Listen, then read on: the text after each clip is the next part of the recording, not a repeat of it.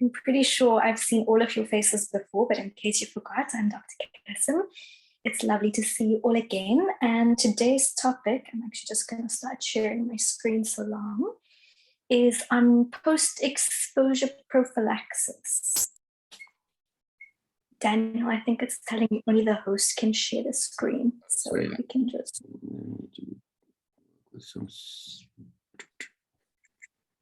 Let's check again. You should be fine now. Let's try.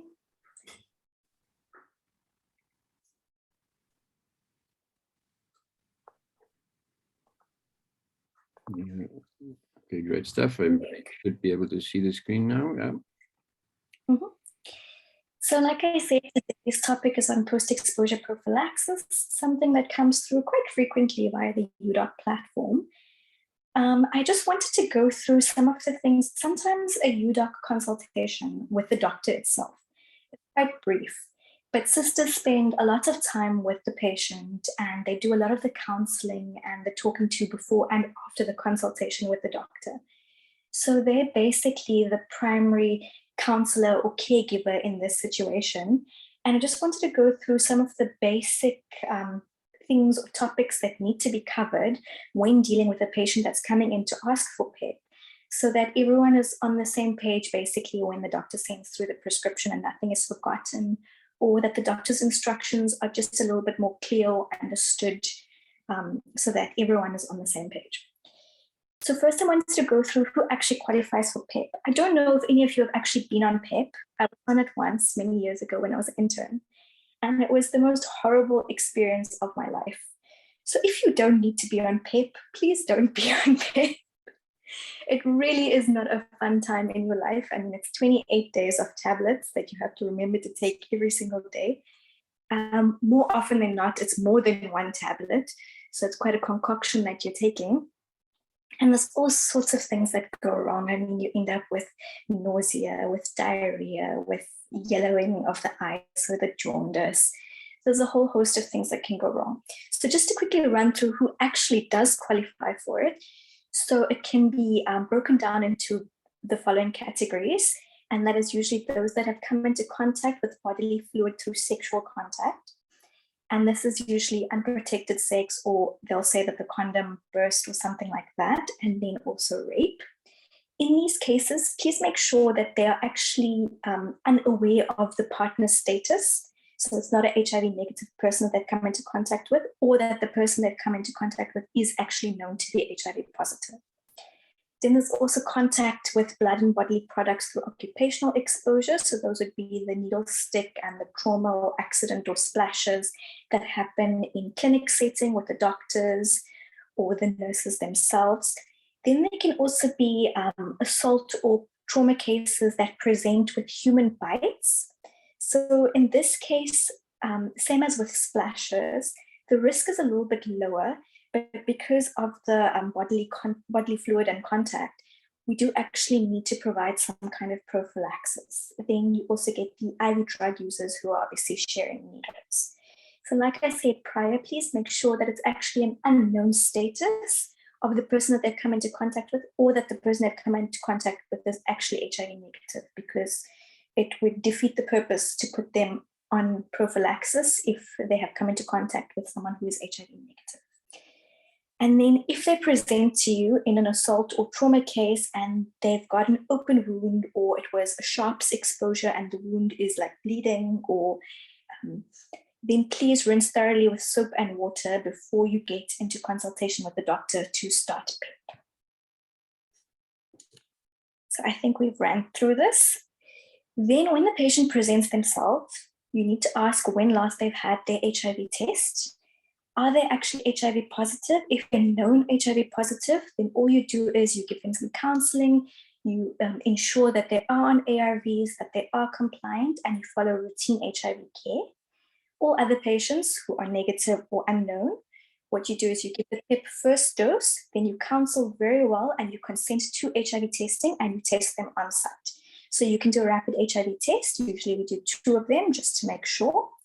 And then if the rapid is declined, or if the test is mixed, i.e. one comes positive and one is negative, or both are negative, then you would just start the PEP regimen. PEP needs to be started as soon as possible, preferably within 72 hours of contact, but try start it ASAP. And like I said prior, it is a 28 days course.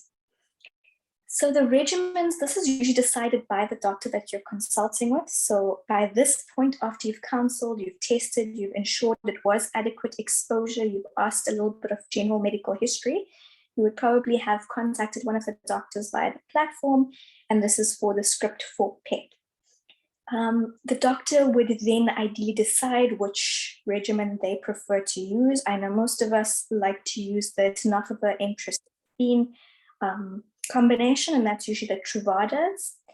And then you're usually supposed to also add on an atazanavir or ritonavir combination.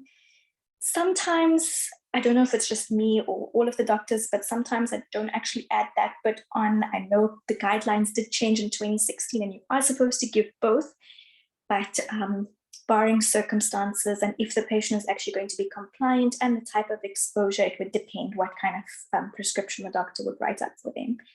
And then it's also important to just double check for doctor if the patient has kidney disease and if they are actually on TB treatment, or if they've obviously got a chronic cough or something that's suggestive of TB, that would be something to bring up, just so that doctor knows what is the safe medication that they can prescribe. And then also another thing that does come into play a lot is costing. So some of, I think if you prescribe Truvada itself, I think it's like 700 to 800 Rand. But if you go with the generics, there's like one for 350, and I think there's another one for 200. I'm not really sure regarding the pricing, but sometimes that can also play a part in what the doctor would prescribe for the patient. Then when you consult with the doctor, they'll send through the prescription. Oftentimes we'll say an accompanied lab form is present. Please tell the patient to get their bloods checked in 2 weeks' time. So just to explain a little bit about what that is regarding is usually we want to do a 2-week GFR if the patient was put on a tenofovir-based regimen. And that's just to ensure that we haven't pushed the patient into kidney failure with this PEP. And if it was a zidovudine-based regimen, then the doctor would write up a 2-week FBC and DIF, just to make sure that we haven't caused any issues there as well.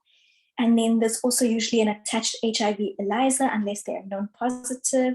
And then depending on the type of exposure, so if it was sexual or drug-related or those kind of things, then usually we also like to test syphilis and Hep B and C to ensure that the client hasn't been exposed there as well. Then regarding follow-up, so usually we would counsel the patient and let them know the common side effects, the nausea, the diarrhea, those kind of things. Some of the doctors also add on a script for something that will help with anti-nausea or something like that. And then you can just counsel the patient to follow up with you in clinic. It doesn't have to be a doctor consult.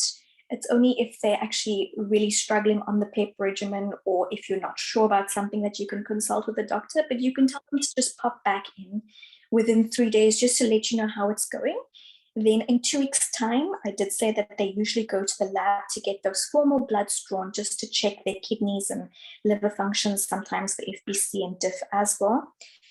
So in 2 weeks' time, they follow up there. Then in 6 weeks' time, they need to get another HIV test.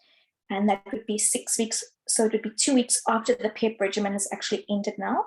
And then in 4 months' time, advise them to come back for another HIV test just to make sure that they haven't missed the window period in which they have seroconverted. Then it's also important to go over compliance with the PEP regimen. You have to try to take it every single day at the same time, every single day, otherwise it defeats the purpose as well. And then to just go over quick basics of actually practicing safe sex and looking at how they got exposed and how that can be negated or limited in future as well.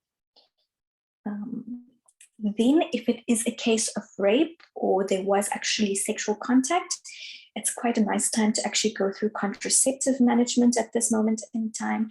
And even though they are getting a PEP regimen, it's also nice to counsel regarding other STDs and other STI exposure that they may have come across. Then I'm not really sure if anyone has any questions, but I would be glad to take them. I hope that was a good overview of all things PEP-based and what to counsel on, what to look for, what the doctor's instructions. Because sometimes when it's me, I actually send through a prescription on the lab form and then I'll say, sister, please would you counsel? And I'm not really sure sometimes if you know what you're supposed to counsel on or what the instructions are regarding the lab forms and the testing and all those kind of things. So if anyone has any questions, I'd be happy to address them now. Okay, great. Thank you very much, Dr. Kassem. Yeah, so just remember, guys, all of you are muted. Should you have a question here, just unmute yourself. And then feel free if there is or are any questions.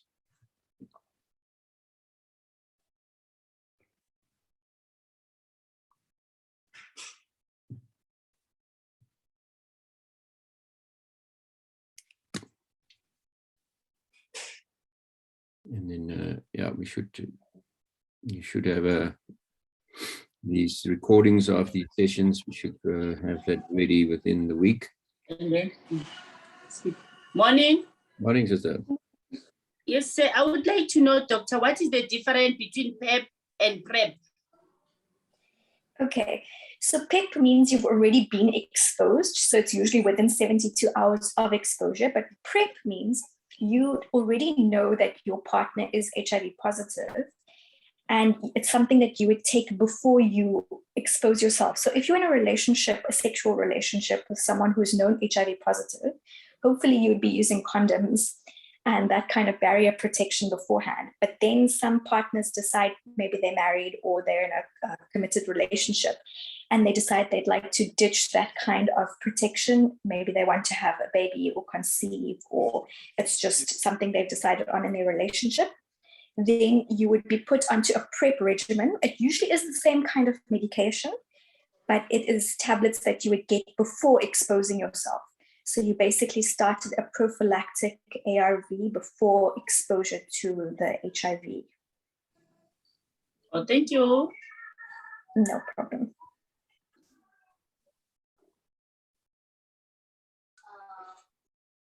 Good day, Dr. Kassem. How are you? I'm well, thanks, in Austin. Great. On the case of PrEP and PEP, let's say if the patient is not 72 hours and they're not sure, because most of the patients, they come saying they're not sure it was in the middle of the night or it was the night before.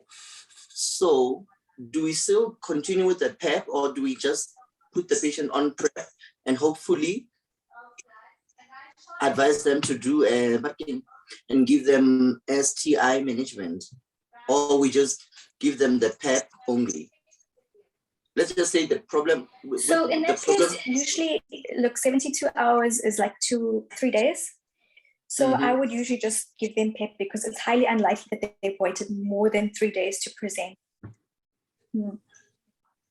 Okay, no problem. Thanks.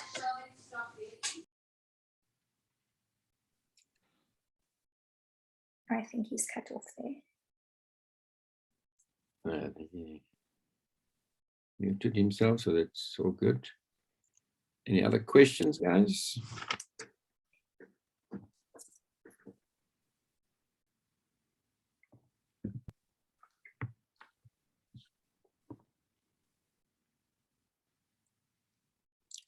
Is everybody quite familiar with or having any issues with the platform?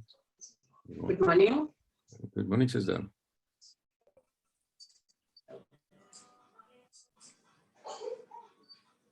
Can you hear me?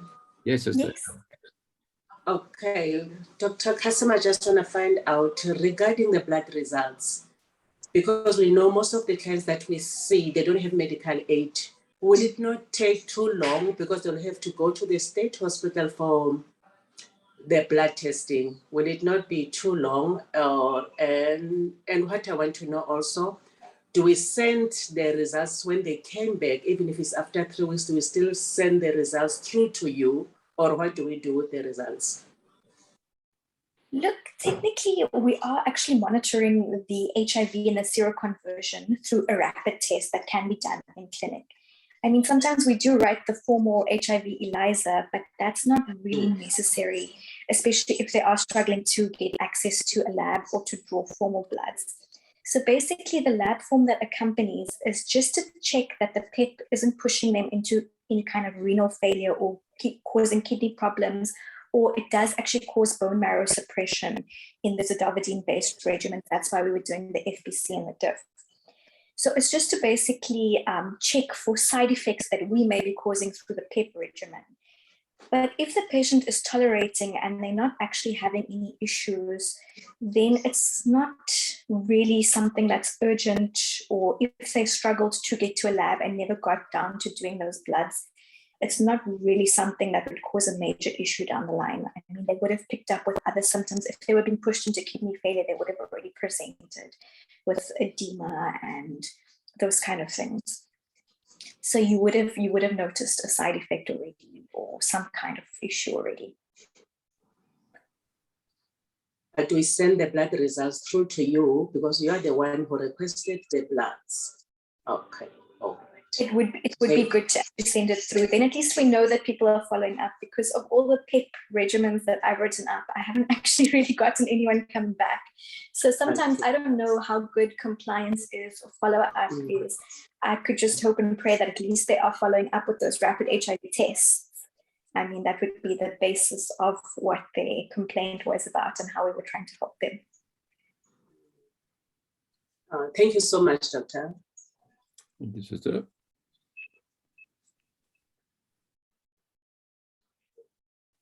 Any other questions?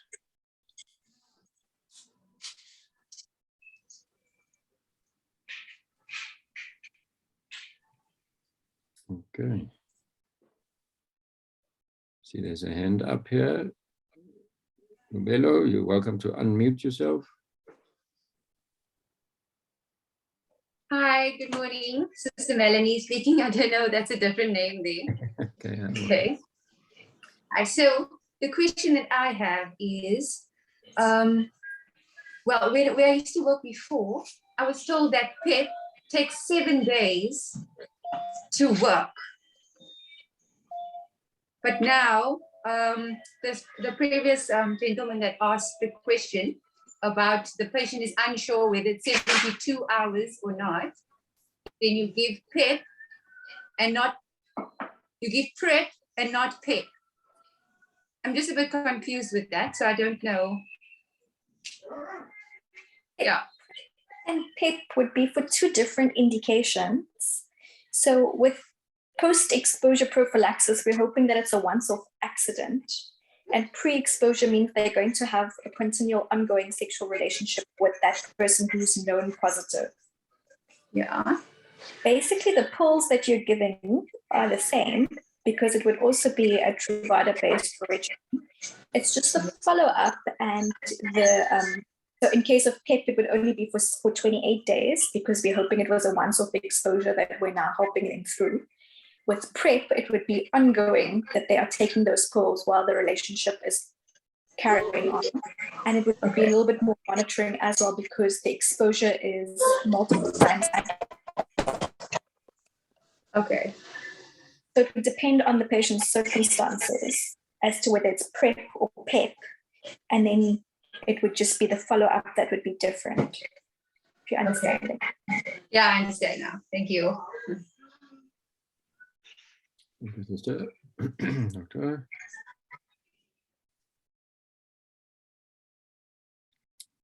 Any other questions?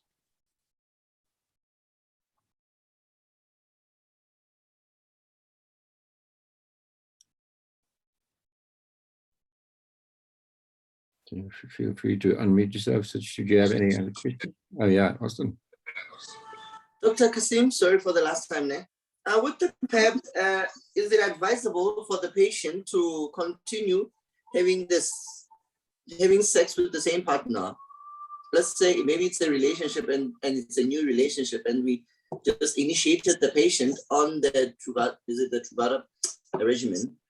for 28 days. Do we advise the patient to continue having the sex without a condom, or we advise the patient to have sex with a condom? Well, they got in this mess because of condom issues. Yes. So So we the would problem lies. advise that they please continue to condomize. So the problem lies with, I had a patient, was it last week, who was complaining about a new relationship. She's skeptical about it, but then again, she wanted to start the PEP. So I was like, you cannot go back to having not to use a condom. What's going to happen? What's the way forward with the relationship? She was like, no, is it fine if we don't use a condom? So that's actually a good point that you bring up. Just because they have been put on post-exposure prophylaxis, that's not a freebie pass now to have all the unprotected or risky sex that you were wanting to have in this time period. That is very bad behavior. So please advise that they do continue to condomize. It was a once-off exposure that we are trying to protect them from. It's not a free pass to carry on in this relationship without any kind of sexual barrier protection or other kinds of PPE if it was a healthcare exposure risk or something like that. So it's not a free pass. Do condomize, please. And then if you are going to be having sex with someone else that was not involved in this initial exposure, it would actually also be very dangerous, and I would advise that you tell that person that you are on post-exposure prophylaxis and you have possibly come into contact with HIV so that they can make the best health decision for themselves. And hopefully you're also having protected sex there, even if you know that they are HIV negative. So basically, if a patient doesn't, there are those patients who claim, if I put it that way, that they don't want to do an HIV test, they just want to get the PrEP because the HIV test was done maybe 2 days ago without your presence. Do we continue to consult, or we just let them go somewhere else? So in that case, it would be that they declined the rapid right now.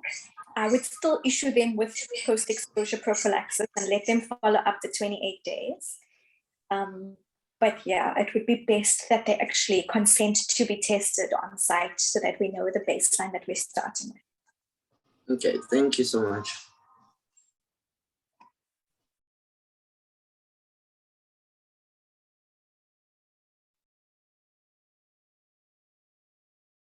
Great, thank you guys. Any other questions? Dr. Kassim, good morning. It's Sadie from Bethlehem.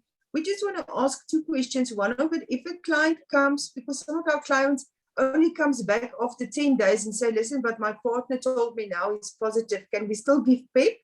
And then the second question is, how regularly can we give PEP? Okay, because they can come like this month and in 2 months' time it's again, or do we prefer them to advise them to go on PrEP permanently then? So those are good questions. If it's been like a 10-day long exposure, technically within the guidelines, they don't fall in the window period that we were trying to protect them against HIV. So it would be a bit tricky there regarding exposure. It would be best to chat case by case with the doctor and see. In my case, if someone came to me, I would still, if they test negative on site, I would still want to actually give them some kind of prophylaxis if they are willing. I would tend to write a prescription. But if you notice that a patient is a repeat offender, if I can put it that way, of coming in for post-exposure prophylaxis, then some thorough counseling and sexual education needs to be done because they are actually playing with their health. It's very risky. I mean, regardless of HIV, the other STDs, STIs, and hepatitis C, for which there is no prophylaxis or treatment that we can offer them. They do need to be counseled with the risks that they're taking, and then offered possibly a long-term plan, like if they know they are coming into contact with patients who, and with partners who are HIV positive on a regular basis, then maybe it's best for them to actually go on a PrEP regimen prophylactically. Thank you, doctor.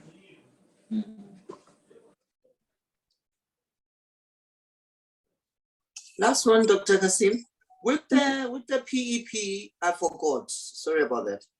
With the PEP, is it, what happened? Last one, Dr. Kasim. Yes. With the PEP, let's say the patient has been on PEP for the past 28 days, and then they still repeat the same things. Since you talked about the liver function and the kidney function, are we allowed, how many times are we allowed to give the PEP for? Let's say in case within a space of 1 year or 6 months. There's no actual limitation because it's an ARV regimen that is used continually in those who are HIV positive anyway. So it would basically just be the side effects that they are now predisposing themselves to. So like I mentioned before, I was on PEP once as an intern. And because obviously I'm private on medical aid and things, I was getting more blood tests done more frequently, and I was getting like the whole liver functions and kidney functions all the time. But even someone who was young and healthy like me with no comorbids, by the time 28 days had come, my liver functions were already all deranged. So I mean, and you are really feeling ill all of those 28 days. So I don't know why someone would put themselves through that on a continual basis. It just doesn't seem generally healthy. But if that was their choice, there's no actual limitation to how long post-exposure can be extended to or how many times it can be given. Okay, I understand. Thank you so much, Doc. No problem.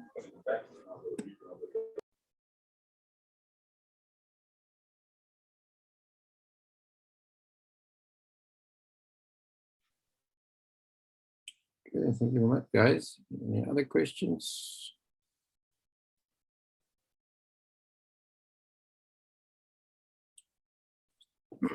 Excuse me. So just again, we're going to put up that these meetings onto your iPad.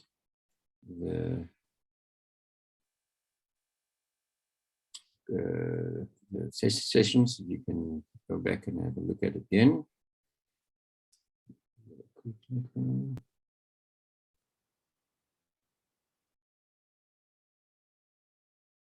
And yeah, so we should also for those, I see some of you dropping off, so starting your clinic already. So just lastly, also, if anybody needs a top up session in terms of how to use the platform, if anything's uncertain or you have a Q&A directly, then you can use that. There should be an app then on your device coming shortly, but we will send you email indicating that as well. So thank you very much, Dr. Kasim, once again. I see people are dropping off. So, all right, guys, have a great day. And then we will run out of time a little bit here. So next time we'll give you the top performers again. And also another interesting use case. So before we step into some of the consultations here, I'm going to have to end this call. So have a great day, guys, and thanks for joining again. Have a good day. Bye. Doctor. Thank you. Bye.